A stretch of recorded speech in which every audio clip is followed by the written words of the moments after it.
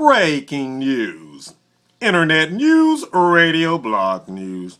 According to reports, the Malaysia Airlines Flight MH370 disappeared over 2 weeks ago, reports say.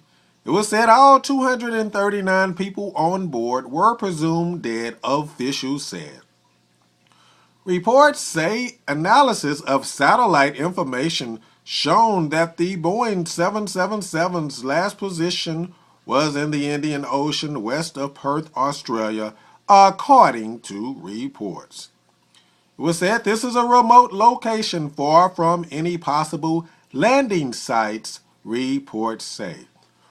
According to new data, Flight MH370 ended in the southern Indian Ocean. Breaking internet news, radio blog news.